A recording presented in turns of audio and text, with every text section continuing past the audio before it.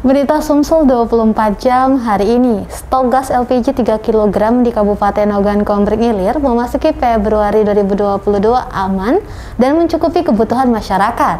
Hal ini lantaran pendistribusian dari PT Sarana Agung Gas ke agen dan pengecer lancar dan tidak ada hambatan. PT Sarana Agung Gas yang beralamat di Jalan Lintas Timur Desa Celika, Kecamatan Kayu Agung, Stasiun Pengisian dan Pengangkutan Bulk LPG atau SPPBE, ini membawahi 9 agen di wilayah Oki dan 1 agen di Ogan Ilir. Dalam sebulan mendistribusikan gas sebanyak 1.291.000 kg, cukup untuk memenuhi kebutuhan warga kelas menengah ke bawah.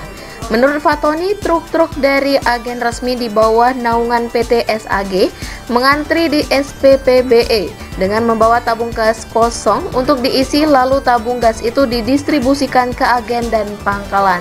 Untuk kebutuhan masyarakat Oki di mengenai gas 3 kilo sampai saat ini tercukupi karena stok kita 1 bulan kemarin yang Januari itu mencapai pendistribusiannya mencapai 1.290.000 kilo untuk masyarakat Oki dan sebagian OI.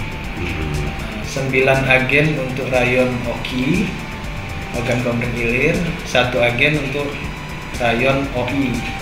Terkait sering terjadi kelangkaan gas LPG 3 kg, ia mengaku tidak mengetahui penyebabnya. Namun yang jelas pihaknya setiap hari melayani agen yang telah memesan ke Pertamina. Reporter dan juru kamera Mujianto, palpres.com. Pemirsa, buron hampir 2 tahun usai membunuh, akhirnya pelarian Adi alias Ebing, warga Simpang Raja, Kelurahan Handayani Mulia, Kecamatan Talang Ubi, Kabupaten Pali berakhir. Tim Kelamit Satuan Reskrim Polres Pali melumpuhkannya dengan 4 tembakan di kedua betis kiri dan kanan. Dalam penangkapan pada Rabu kemarin sekitar pukul 17 waktu Indonesia Barat di Desa Simpang Tais, tersangka Ebing berusaha menyerang petugas dengan senjata tajam jenis golok. Lantaran membahayakan, petugas terpaksa melumpuhkannya. Kapolres Pali AKBP Efran Nedi didampingi Kasat Reskrim AKP Marwan mengatakan, selain kasus pembunuhan berencana, tersangka juga terlibat kasus penganiayaan terhadap anak dan penyerangan terhadap polisi menggunakan senjata tajam. Dengan tertangkapnya tersangka Ebing, maka sudah 2 pelaku kasus pembunuhan sudah tertangkap. Sebelumnya 1 tersangka bernama Yudi Sundri alias Yudi, 31 tahun, warga Simpang Raja, Kecamatan Talang Ubi, saat ini tengah menjalani hukuman. Dari tangan tersangka Adi alias Ebing, polisi mengamankan barang bukti sebilah golok. Sementara tersangka lainnya yang tengah menjalani hukuman diamankan barang bukti motor Kawasaki Ninja 150 RR warna hijau BG 5727 OD yang pelaku gunakan saat beraksi. Untuk diketahui, aksi pembunuhan tersebut terjadi pada Senin 11 Mei 2020 lalu sekitar pukul 19.30 waktu Indonesia Barat di Desa Simpang Tais, Kecamatan Talang Ubi. Korbannya diketahui bernama Budi, 32 tahun, warga Desa Simpang Tais, Kecamatan Talang Ubi, Kabupaten Pali.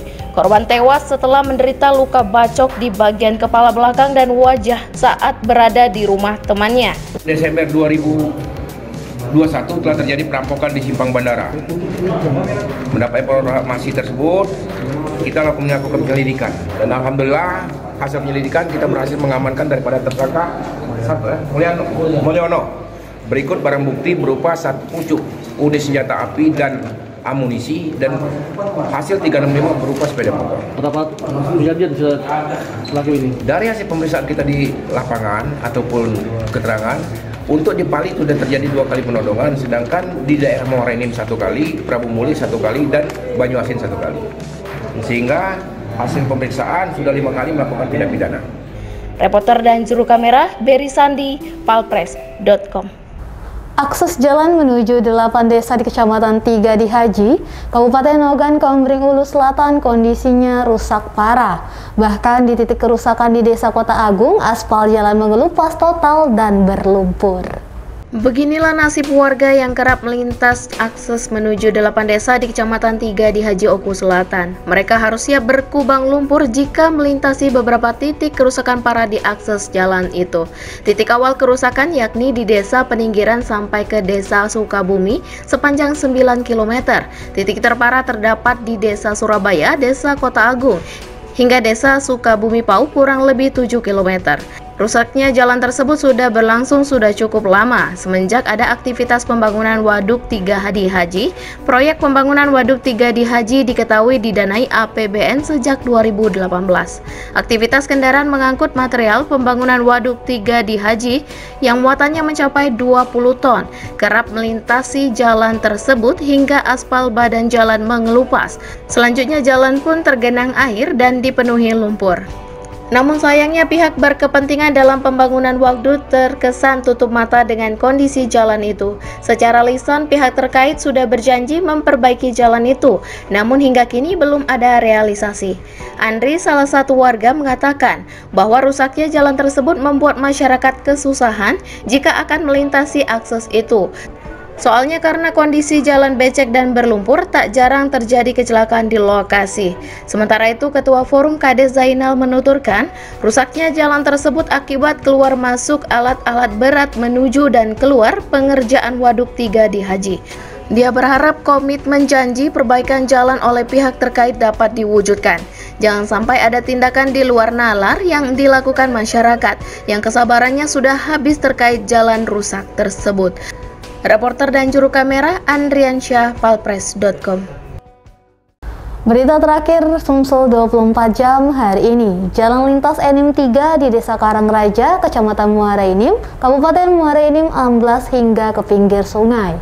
Jalan amblas sepanjang 10 meter ini sudah terjadi lebih dari 1 tahun, namun belum mendapat perbaikan dari pihak terkait. Warga mengkhawatirkan jalan yang amblas di desanya, apalagi saat ini sedang musim hujan. Tentu akan membahayakan pengendara kendaraan bermotor yang melintas di jalan tersebut. Jalan lingkar NIM 3 amblas lantaran abrasi Sungai Lematang yang berlangsung selama setahun terakhir. Untuk mengantisipasi kejadian yang tidak diinginkan, warga sekitar memasang tanda dengan meletakkan ban bekas dan kayu agar pengendara tidak terjebak di bekas longsoran, serta portal agar kendaraan angkutan berat tidak bisa melintasi di jalan tersebut. Camat Muara Enim Syarifuddin mengatakan pihaknya sudah melaporkan jalan yang amblas tersebut ke pihak terkait. Ia berharap segera dilakukan perbaikan agar tidak membahayakan warga yang melintas. Untuk yang jalan-jalan longsor itu sudah kita informasikan kepada OPD terkait dan kita sudah sama-sama di lapangan melakukan pengecekan ke lapangan. Harapan kita kepada OPD terkait agar segera diperbaiki karena dengan abrasi yang terus-menerus akan menggerus jalan tersebut sehingga akan terjadi longsor. Dan upaya-upaya yang kita lakukan sudah kita koordinasikan ke OPD terkait sehingga harapan ke depan dapat diperbaiki secepat mungkin. Reporter dan juru kamera Fuadi, palpres.com. Demikian berita Sumsel 24 jam hari ini. Jangan lupa untuk mendukung program kami lainnya di YouTube Palpres Official seperti podcast Cukup Pedes, Budak Lorong, Basing, Ternyata Bukan Mistis, dan Ruang Cerita bersama Kakak Juli. Saya Adel Syada Sution, sampai jumpa.